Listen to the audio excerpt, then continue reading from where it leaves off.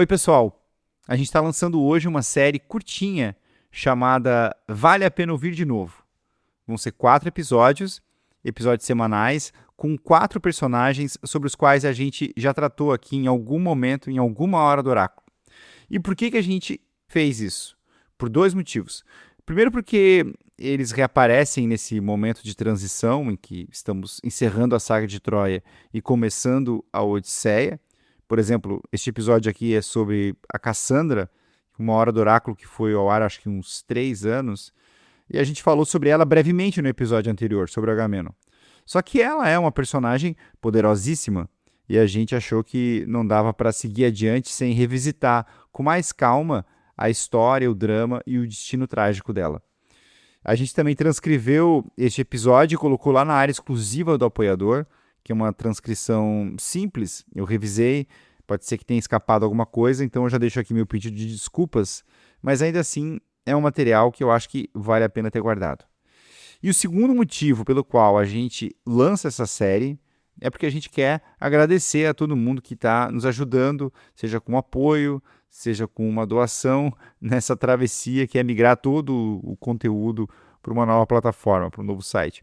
Centenas de episódios, PDFs, aulas e tudo, enfim, a gente começou esse processo já e pretende concluir até meados de maio. Então, se você puder e quiser nos ajudar, é só se tornar apoiador do podcast, ter acesso a todo o conteúdo, ou fazer um Pix de qualquer valor para a chave e-mail noitesgregas@gmail.com. E o primeiro episódio da Odisseia já está gravado e deve ir para o ar até o fim de semana. O Professor Moneno começa logo depois da publicidade do Spotify. Então vamos lá ao que vale a pena ouvir de novo.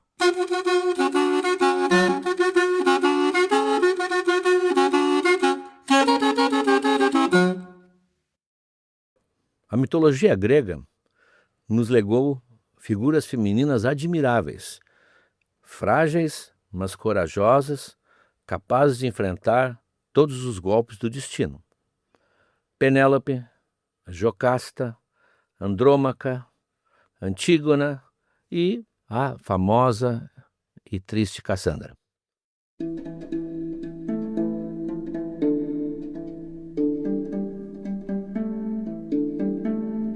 Essas figuras femininas que vieram lá do fundo do passado grego, da literatura épica, da literatura trágica, terminaram constituindo personagens indispensáveis no Museu Imaginário Feminino do Ocidente. E ela é um personagem importantíssimo da Ilíada e depois do que acontece quando a guerra termina.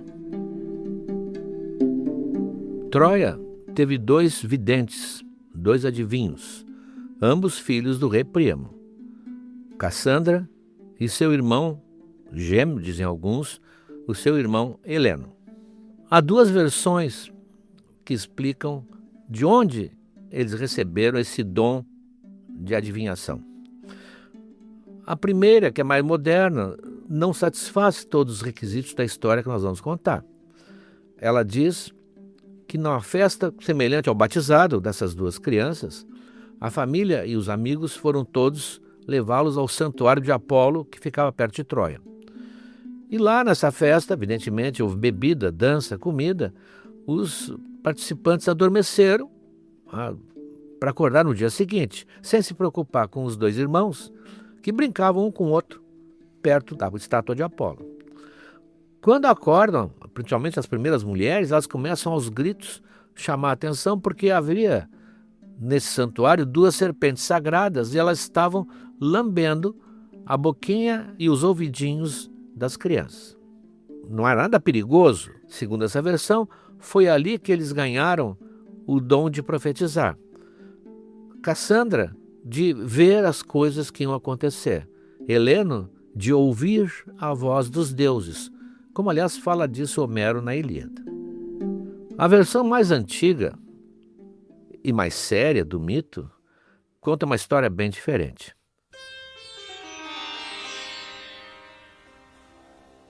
Cassandra, uma moça belíssima, uma beleza dourada, como diz Homero, ela se torna sacerdotisa do templo de Apolo.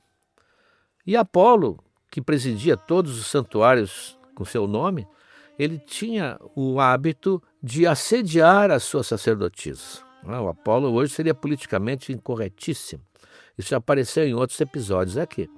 E ele se encanta com a Cassandra e tenta convencê-la a ceder aos seus avanços. E ela, embora jovem e inexperiente, teve a malícia suficiente para fazê-lo pensar que ia obter o que ele queria. E ele, em troca, lhe daria o dom da profecia. Apolo, a essa altura, prometeria qualquer coisa. E ele, então, concede a ela o dom de ver o que vai acontecer, o dom de adivinhação, que ele que presidia por ser o senhor geral de todos os oráculos. Uma vez que ela conseguiu o que queria, ela simplesmente começa a se despedir dele e diz que talvez um outro dia eles se encontrem e voltem a conversar. A gente conhece a cena, o tipo de cena que já aconteceu com quase todos nós, tanto do lado masculino quanto do lado feminino. E ele fica furioso, sente que foi enganado. E tem um problema que aquilo que um Deus concedeu, já foi mencionado aqui também, ele não pode desconceder. Ele não podia tirar o dom da profecia dela. Então ele usa uma vingança que vai praticamente destruir a vida de Cassandra. Ele pede a ela, já que ela vai embora, mas voltará outro dia, ele finge que acredita, pede a ela um último beijo.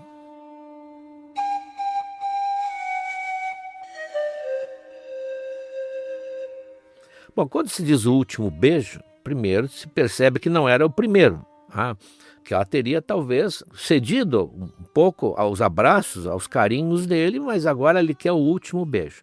E esse beijo, pelo detalhe que nós vamos ver, não seria um simples selinho. Ele instilou na boca de Cassandra, junto com a saliva, portanto, já sabemos como foi o beijo, o seu castigo. Quando afastou a boca da boca dela, desculpe o cacófato, ela já estava amaldiçoada. Nunca mais alguém acreditaria no que ela dissesse. As profecias não seriam erradas, porque era um dom que Apolo tinha concedido, mas as suas palavras cairiam no vazio e ela seria tratada como delirante e louca, embora sempre acontecesse o que ela tinha dito.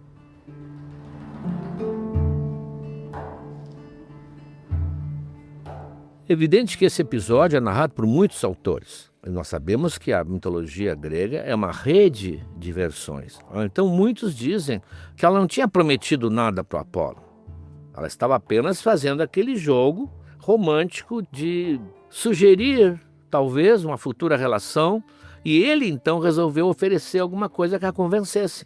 E ele oferece então o dom da profecia. A ideia da maldição só veio depois, quando ele percebeu que não ia levá-la para onde pensava que iria.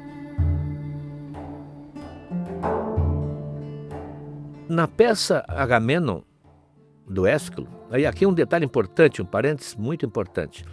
Grande parte desses personagens, principalmente essas mulheres notáveis, foram aproveitadas nas tragédias gregas. O teatro grego, as tragédias gregas, fizeram uma espécie de revisão desses personagens que aparecem na Ilíada, na Odisseia, nos mitos antigos. E ali há um detalhe muito importante, ali elas têm fala. Nós vemos a fala de Medeia, nós vemos, portanto, o pensamento de Medeia, que não é mais só narrado por alguém que está fora dela, ela expressando. Nós vemos o pensamento de Helena de Troia, nós vemos a fala de Cassandra. Então, na peça Agamenon, que é a primeira peça daquela trilogia que a gente chama de Orestíada, ou Orestia, como dizem, nessa peça, no final, quando Cassandra está prestes a ser conduzida para a morte, ela diz, Apolo, meu destruidor, pois tu me destruíste, prometi o meu consentimento, mas quebrei minha palavra, e desde aquela falha não consigo persuadir mais ninguém. Então, segundo o Ésquilo, claro, na versão do Ésquilo, ela tinha prometido e simplesmente desprometeu na hora H.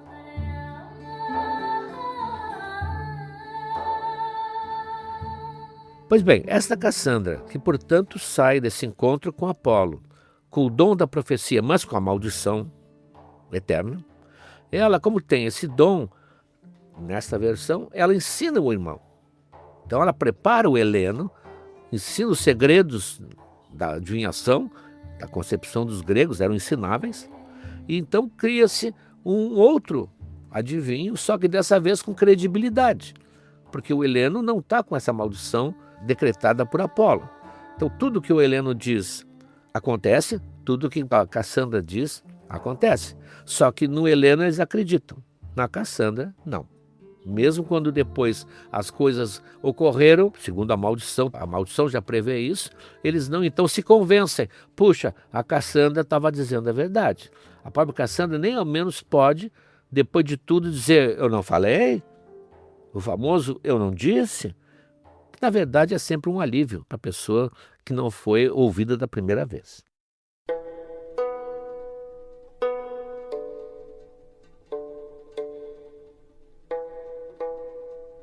O fato de não acreditarem nela, evidentemente, vai ter grande influência na Guerra de Troia.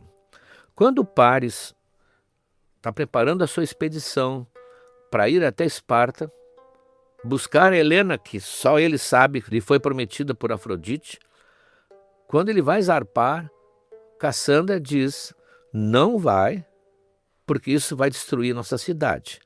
Ela diz, agora a palavra é do Ovídio, que coloca na boca de Cassandra o seguinte aviso: Paris, onde estás indo? Na volta vais trazer a guerra contigo. Não tens ideia de quão grandes são as chamas que tu estás indo buscar do outro lado do mar. Mas o Paris, evidentemente, estava obcecado já, tinha chegado a hora de buscar o seu prêmio, não iria parar por nada, até porque a Cassandra já passava a ter uma fama de ser apenas uma boquirrota, apenas uma faladora, e ninguém lhe dava crédito. E em vão ela também adverte os troianos para não trazerem o cavalo de Troia, o cavalo para dentro das muralhas, como no final da guerra. Ela percebe, ela sabe, na verdade ela enxerga as coisas, mas como ela só faz profecias catastróficas, porque essa é a função do profeta, avisar inclusive das coisas ruins que vão acontecer, ela passa a ser considerada incômoda pelo próprio primo que adora, porque ela está com as suas previsões destruindo o moral da tropa troiana, está enfraquecendo a resistência, porque ela só diz desgraças. Então, segundo uma versão, ela é trancada numa torre bem alta, onde ela fica falando sozinha, sem que ninguém a ouça, até o final da guerra, praticamente.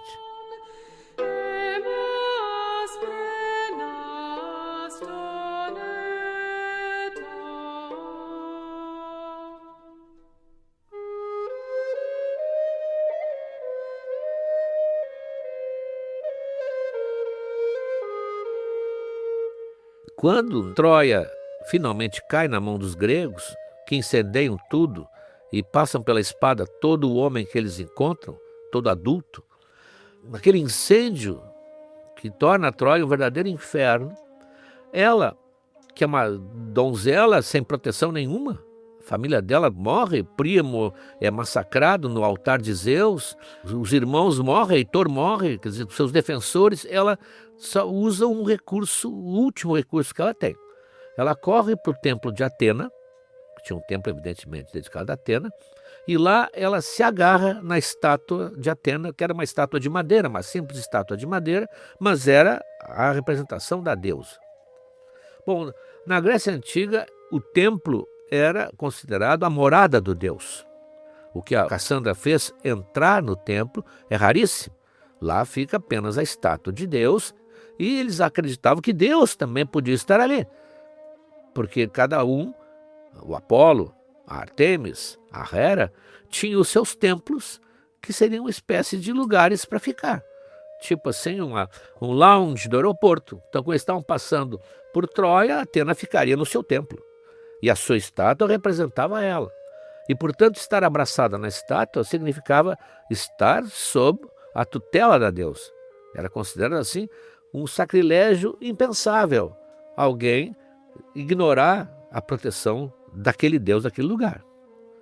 Então ela, achando que estava a salvo, é surpreendida pelo Ájax, que é um dos guerreiros de destaque do exército grego, muito tosco, quase selvagem, que a pega pelos cabelos e começa a puxá-la da estátua, portanto arrancando ela daquele lugar para violentá-la. É uma cena terrível. Alguns dizem que nesse momento, inclusive, que tem um pretendente de Cassandra que pensava que ia casar com ela, um príncipe jovem da Frígia, Corebo. Ele investe contra o Ajax e os seus amigos tentando salvar a Cassandra, mas ele morre ali. Ele morre tentando defendê-la.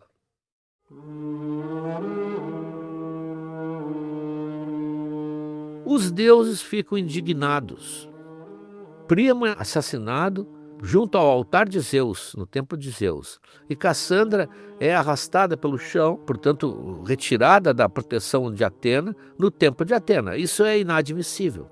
E eles, então, claramente vão punir os gregos. Isso mancha a vitória dos gregos de uma maneira decisiva. Reúnem-se, inclusive, todos os líderes, todos os chefes gregos para decidir o que vão fazer com Ájax. Claro que o Ulisses, que é o mais sábio daqueles, diz, olha, tem que ser punido exemplarmente. Os deuses precisam de uma satisfação. E ele sugere, então, a pena de morte por apedrejamento, que era também usado naquele tempo.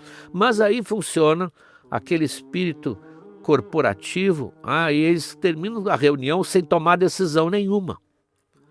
Ora, isso desagrada profundamente o Olimpo, e eles, então, primeiro, não vão deixá-los voltar para casa como eles querem, em paz. Vários vão ter percalços, tempestades, temporais, ciclones, por um lado. E por outro, o Ájax não vai escapar dessa. Inclusive, a Atena, na peça As Troianas, que trata disso, várias peças tratam disso. Na peça As Troianas, do Eurípides, Atena diz para o Poseidon, vou impor a eles um retorno que não é retorno. Realmente ela estava furiosa. Nós comentamos isso no episódio de Atena. Ela pede para Zeus um raio emprestado. Pai, me empresta o teu raio. São Jorge me empresta o dragão, diz o Djavan. E ela então, usando o raio paterno, joga lá de cima e fulmina o navio de Ájax. E Ájax consegue escapar nadando e vai para um rochedo, a flor da água.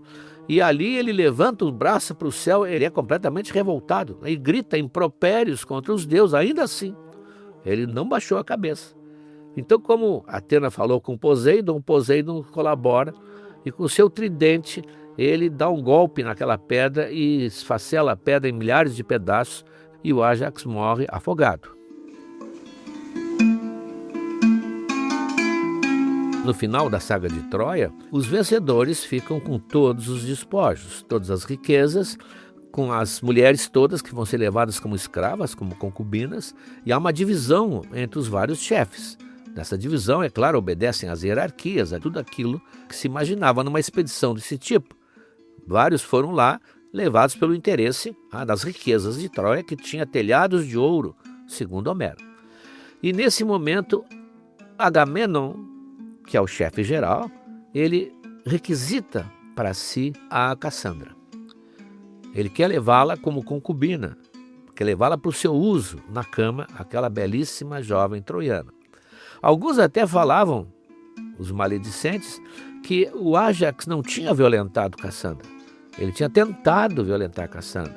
Ele foi impedido no meio daquela confusão toda pelos próprios colegas. E que o boato tinha sido divulgado pelo próprio Agamenon para que na hora da partilha ninguém se interessasse mais por Cassandra. Seria uma maneira de desvalorizá-la nesse verdadeiro mercado de carne, que era a divisão das mulheres de Troia.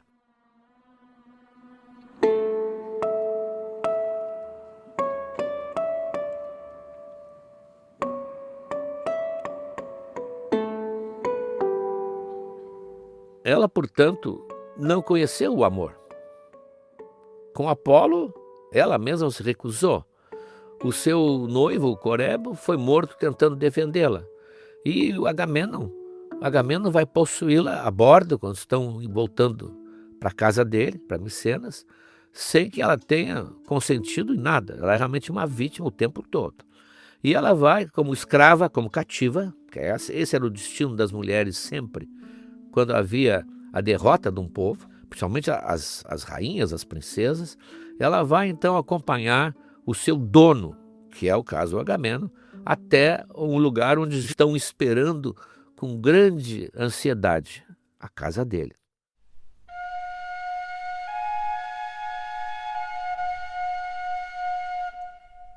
Agamemnon espera ser recebido como o grande vencedor da guerra de Troia, já que ele é o chefe dos exércitos. E realmente estão preparando uma recepção espantosa, fenomenal para ele. A lâmina de um machado. A mulher dele, Clitemnestra, nesses 10 anos, mais um amante, o Egisto, estavam esperando ardentemente que ele voltasse para abatê-lo na hora que ele tomasse o primeiro banho em casa. Ela tinha sido avisada também que ele estava trazendo uma mulher jovem, belíssima, como sua concubina. A palavra concubina significa a que vai deitar com ele. Portanto, ele teria uma nova parceira no leito. E com toda essa fúria, ela simplesmente abate Agamemnon, enquanto lá fora, Cassandra conversa com o povo que quer saber o que está acontecendo. E ela que está falando com eles, mas enxergando o que está acontecendo lá dentro e sabendo que a próxima será ela praticamente está se despedindo da vida, tristonha, sabe que não tem como fugir e termina, inclusive a peça do Agamemnon, ela se encaminhando lá para o interior do palácio, porque as cenas de morte nunca apareciam no teatro, para enfrentar então o seu destino.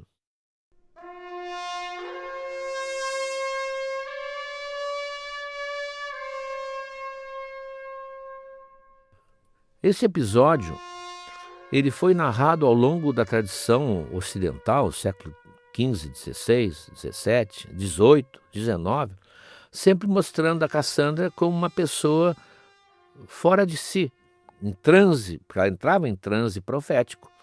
O Apolo, aliás, que não pôde entrar no corpo dela como ele queria, passou a entrar no transe em que ele dominava, ele falava pela voz de Cassandra, ali que vinha a sua mensagem. Então ela passou a ser um joguete de Apolo, mas com aqueles olhos arregalados, porque não era ela estava sendo tomada por dentro, e com aquele tom profético, só falando em tragédias, ela então sempre foi vista como uma louca. Aliás, uma forma que sempre se usou, o mundo machista sempre usou, para desqualificar as mulheres, é evidente. É uma maluca, é louca. Apolo foi extremamente cruel. Ele condenou a uma das piores torturas que pode acontecer. Ter o dom da profecia, enxergar tudo o que vai acontecer e não poder fazer nada para mudar. Simplesmente ela sabia que o seu pai ia ser morto, que a sua mãe ia ser transformada em escrava, que os seus irmãos iam ser mortos em combate, que ela seria morta quando chegasse a Micenas, ela sabia tudo. E nada podia fazer. Esse seria, aliás, o grande problema dos adivinhos. O próprio Tiresias, uma vez, fala, aquele grande adivinho, que o saber e nada poder fazer é um preço que não dá para pagar. É insuportável.